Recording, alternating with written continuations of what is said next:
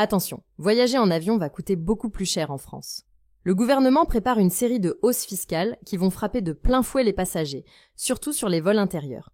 Objectif, faire entrer de l'argent dans les caisses de l'État, mais au passage, ce sont les voyageurs qui paieront la note. La première mesure concerne le kérosène. Jusqu'à maintenant, le carburant utilisé par les avions n'était pas taxé pour les vols intérieurs. Une exception qui date d'un accord signé en 1944 entre les pays membres de l'OACI, l'Organisation de l'aviation civile internationale.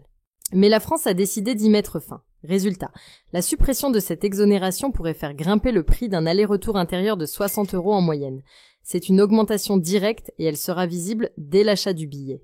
Et ce n'est pas tout. Deuxième mesure, le doublement de la TVA sur les billets d'avion pour les trajets en France.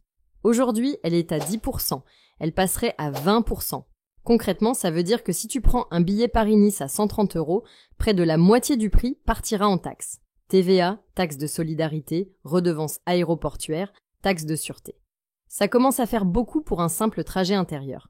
Troisième nouveauté annoncée, une taxe d'1 € par passager dans les aéroports d'Île-de-France, à l'arrivée et au départ. Cette taxe servira à financer les transports publics de la région, comme le métro ou le RER. L'État espère récupérer près de 88 millions d'euros avec cette seule mesure. Mais pour les passagers, ça veut dire 2 € de plus par billet, uniquement parce qu'ils passent par un aéroport parisien. Pour les professionnels du secteur, ces décisions sont inquiétantes. L'Union des aéroports français rappelle que la France est déjà le pays d'Europe où les taxes sur l'aérien sont les plus élevées. Il y a aussi un effet de concurrence. Le train, lui, bénéficie d'un traitement fiscal bien plus favorable. Pas de taxes sur l'équivalent du kérosène, TVA réduite et des subventions publiques. Résultat, pour beaucoup, le rail deviendra plus attractif. Pour un Paris-Marseille, un billet de train coûtera bientôt moins cher que l'avion. Et ça, c'est un vrai coup dur pour les compagnies aériennes françaises. Enfin, il y a l'impact sur les voyageurs eux-mêmes. Dans un contexte d'inflation et de pouvoir d'achat en berne, ces hausses vont peser. Alors oui, ces mesures n'ont pas encore été votées. Elles seront discutées dans le cadre du projet de loi de finances 2026.